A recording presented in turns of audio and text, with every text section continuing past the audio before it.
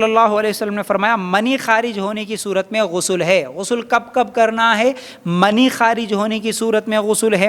یہ صحیح بخاری اور ترمذی کی روایت ہے۔ تو اس میں یہ بات یاد رکھیں، مشت زنی، احتلام اور مزی اور ودی، یہ سب یعنی اس میں ہم کو فرق کرنا ہے۔ اگر کوئی مشت زنی کرتا ہے تو پھر وہ مانی جو خارج کرتا ہے اس کے لیے وہ غسل ٹوٹ جاتا ہے، اسے غسل کرنا ہوگا۔ مشت زنی کرنا جائز نہیں ہے، میں جائز نہیں بول رہا ہوں، لیکن اگر کوئی مشت زنی کر کے اپنے ہاتھوں سے شرمگاہ کو پکڑ کر اگر منی خارج کرتا ہے تو اس کی وجہ سے اس کا غسل ٹوٹ جاتا ہے، اسے غسل کرنا چاہیے۔ احتلام ہوا، رات کو سو گیا، احتلام ہوا رات کو، تو اس کی وجہ سے بھی کیا ہے، غسل ٹوٹ جاتا ہے، اسے غسل کرنا پڑے گا۔ لیکن مزی ودی جیسے کہ میں نے پہلے بتایا، اس سے غسل نہیں ٹوٹتا۔ اسی طرح نبی کریم صلی اللہ علیہ وسلم نے فرمایا جب تم میں سے کوئی 4 شاخوں کے درمیان بیٹھے پھر ان سے مباشرت کی کوشش کی، پھر اس سے مباشرت کی کوشش کی، اس پر غسل واجب ہو جائے گا خواہ انزال نہ بھی ہوا ہو۔ صحیح بخاری اور مسلم کی یہ روایت ہے۔ اور اسی طرح سعودی فتویٰ کمیٹی بھی یہی فتویٰ دیتی ہے کہ اگر کوئی عورت سے کیا ہے ہم بستری کے لیے بیٹھا اور شرمگاہ میں شرمگاہ داخل کر لیا، لیکن فوراً تھوڑی دیر کے بعد نکال دیا، یا نہیں تو انزال نہیں ہونے سے پہلے ہی نکال دیا، یعنی منی نکلنے سے پہلے ہی نکال دیا، تو ایسی حالت میں بھی اس کا غسل ٹوٹ گیا، یعنی شرمگاہوں کی ملنے سے غسل ٹوٹ جاتا ہے، ان کو غسل کرنا پڑتا ہے۔ یہ اکثر لوگوں کو نہیں معلوم ہے کہ نہیں شادی شدہ جوڑے ایسا کام کرتے ہیں۔ رمضان کے مہینے میں بھی ایسا کام کرتے ہیں۔ کچھ لوگوں کے سوالات آتے ہیں رمضان کے مہینے میں روزے کی حالت میں، چلو بھائی منی نکلے تو غسل ٹوٹتا نا، منی نہیں نکالیں گے چلو ہم کچھ دیر اس طرح جو ہے نا شرمگاہ کو ملائیں گے، اس طرح شرمگاہ داخل کرتے ہیں۔ یہ غلط بات ہے۔ کئی لوگ جو ہے نا ایسے ہی یعنی ہم بستری کرتے ہیں، لیکن اگر اچانک مثال کے طور پر وہ ہم بستری کرنے لگے، اچانک اگر ان کے بچے اٹھے یا کوئی باہر سے آواز دیے یا کچھ تو بھی ہوا، ایسی حالت میں شرمگاہ ملا لیکن منی نہیں نکلی، تو نہیں بھیا منی تو نہیں نکلی نا، غسل کہاں ہمارے اوپر، چلو بلکہ اسی طرح پھر نمازیں پڑھتے مسجدوں کو جاتے، بالکل غلط بات ہے۔ نوجوانوں کو سوچنا چاہیے اس بات پر، سمجھ رہے نا، دھیان دینا، علم حاصل کرنا ضروری ہے۔ شرمگاہ اگر مل گیا، ایک دوسرے کی عورت اور مرد کی شرمگاہ ملی تو اس کا غسل ٹوٹ جاتا ہے، اسے غسل کر لینا چاہیے، ٹھیک ہے نا۔ پھر اسی طرح حیض ختم ہو جائے تو غسل کرو اور نماز پڑھو، یعنی حیض کے ختم ہونے پر بھی غسل ہے۔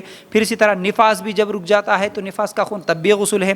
پھر نبی کریم صلی اللہ علیہ وسلم نے سے سوال ہوا جو تری دیکھتا ہے لیکن احتلام یاد نہیں ہے، کہا غسل کرنا پڑے گا۔ ابو داؤد کی روایت ہے۔ اللہ کے رسول صلی اللہ علیہ وسلم نے فرمایا تری دیکھتا ہے، یعنی اس کو احتلام رات کو ہوا یا نہیں ہوا یاد نہیں ہے، لیکن تری تو کپڑوں پہ دیکھتا ہے، تو اللہ کے رسول صلی اللہ علیہ وسلم نے فرمایا اسے غسل کر لینا چاہیے۔ ابو داؤد کی روایت ہے۔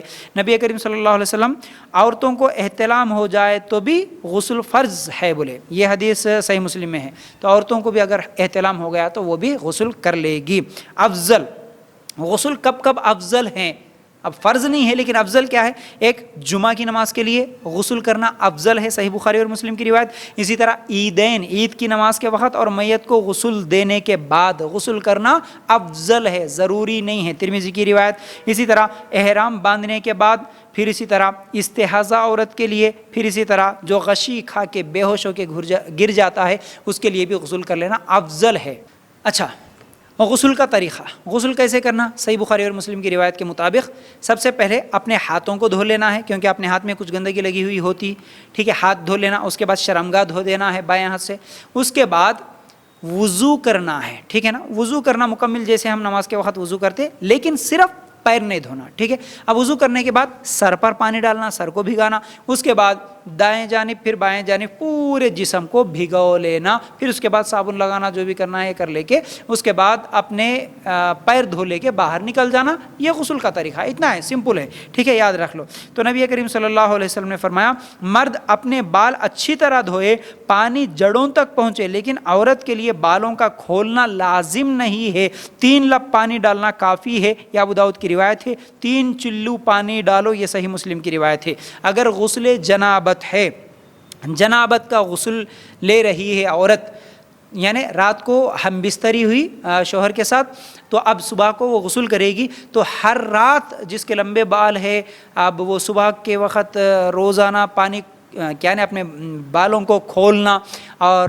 غسل کرنا یہ مشکل ہوتا ہے، تو اللہ کے رسول صلی اللہ علیہ وسلم نے فرمایا صرف 3 لب پانی لے کے اپنے سر پر ڈالنا یا اپنے بالوں کے جڑوں کو بھگونا یہ کافی ہے۔ اگر بال باندھے ہوئے ہے تو عورت کی اسی طرح باندھ کے رہنے دیں، عورتیں پورے بال کھولنے کی ضرورت نہیں ہے، ٹھیک ہے نا، یہ عورت کے لیے۔ اسی طرح اب غسل کے وضو سے کیا نماز پڑھ سکتے ہیں، یہ بھی ایک مسئلہ ہے۔ مطلب اب غسل کے وضو سے نماز پڑھ سکتے ہیں، یعنی غسل کرتے وقت جو وضو بنایا اسی سے نماز پڑھ سکتے ہیں، لیکن کیسے؟ اگر آپ نے وضو بنایا اور غسل کیا لیکن آپ غسل کرتے وقت اپنے ہاتھوں کو اگر شرمگاہ کو ٹچ کیے تو پھر وہ اس وضو سے نماز نہیں پڑھ سکتے، اس بات کو یاد رکھیں۔ تو اس کے لیے بہترین طریقہ کیا ہوگا؟ پہلے ہی شرمگاہ کو دھو لینا ہے، ٹھیک ہے، صابن وغیرہ لگا کے پیچھے کا حصہ سامنے کا حصہ شرمگاہ کو پہلے دھو لینا، ہاتھ دھو لے کے شرمگاہ دھو لے کے اس کے بعد وضو بنا کے پورے جسم پر پھر صابن لگاتے یا کچھ بھی لگاتے، لیکن شرمگاہ کو ٹچ نہ کریں، چھوئیں نہیں، پھر اسی طرح پورے جسم کو پانی بہا کے پھر نکلتے وقت پیر دھو لے کے اگر آ جائیں گے تو الحمدللہ اسی وضو سے آپ نماز پڑھ سکتے، پھر دوسرا وضو بنانے کی آپ کو ضرورت نہیں پڑے گی انشاءاللہ نماز کے لیے، ٹھیک ہے نا۔